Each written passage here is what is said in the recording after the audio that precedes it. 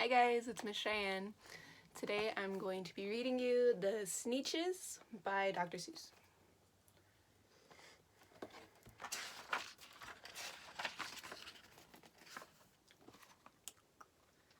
Now the star-belly Sneetches had bellies of stars. The plain-belly Sneetches had none upon theirs.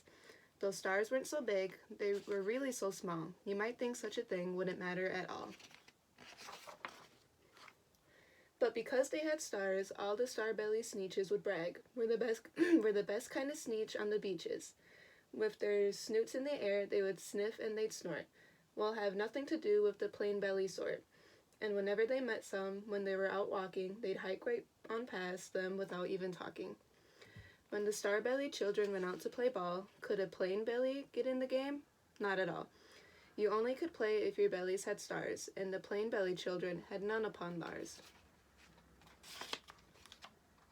When the star-belly Sneetches had Frankfurter roast, or picnics or parties or marshmallow toast, they never invited the plain-belly Sneetches. They left them out cold in the dark of the beaches. They kept them away, never let them come near, and that's how they treated them year after year. Then one day it seems, while the plain-belly Sneetches were moping and doping alone on the beaches, just sitting there wishing their bellies had stars, a stranger zipped up in the strangest of cars. "My friends," he announced in a voice clear and keen, "my name is Sylvester McMoney McBean, and I've heard of your troubles, I've heard you're unhappy, but I can fix that. I'm the fix-it-up chappie. I've come here to help you, I have what you need, and my prices are low, and I work at great speed, and my work is 100% guaranteed." Then quickly, Sylvester McMoney McBean put together a very peculiar machine.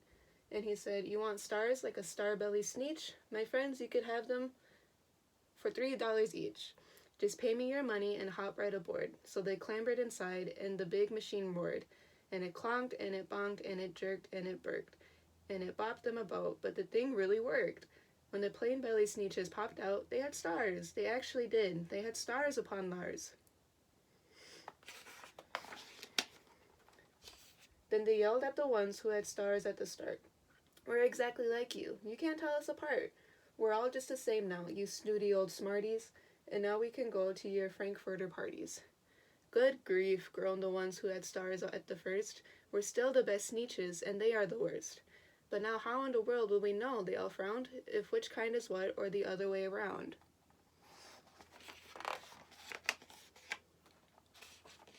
Then up came McBean with a very sly wink, and he said, "Things are not quite as bad as you think. So you don't know who's who, that is perfectly true. But come with me, friends. Do you know what I'll do? I'll make you, again, the best Sneetches on beaches, and all it will cost you is $10 eaches."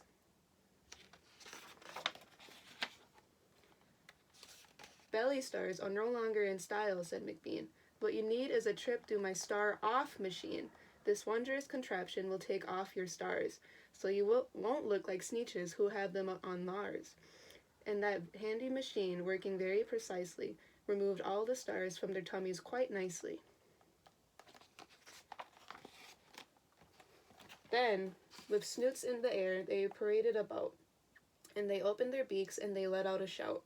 "We know who is who, now there isn't a doubt. The best kind of Sneetches are Sneetches without." Then, of course, those of stars all got frightfully mad. To be wearing a star now was frightfully bad. Then, of course, old Sylvester McMoney McBean invited them into his star-off machine. Then, of course, from then on, as you probably guess, things really got into a horrible mess. All the rest of that day, on those wild screaming beaches, the fix-it-up chappie kept fixing up Sneetches. Off again, on again, in again, out again. Through the machines they raced round and about again, changing the stars every minute or two. They kept paying money, they kept running through, until neither the plain nor the star-bellies knew whether this one was that one, or that one was this one, or which one was what one, or what one was who.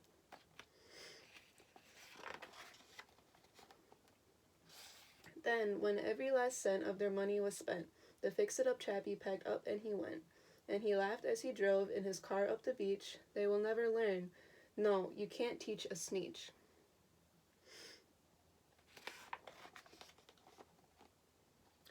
But McBean was quite wrong. I'm quite happy to say that the Sneetches got really quite smart on that day.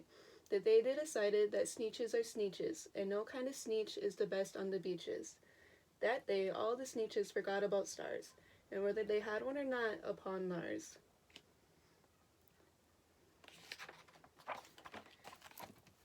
Okay, well that was the story. So the two biggest lessons that I want you guys to understand from the story is that people are all different. We look different, we act different, and we like different things, and we should be trying to accept people who we think are different from ourselves. And the second lesson is don't let other people tell you to change. The only person who should be making that decision is you. And I miss you guys so much, and I hope to see you all very soon.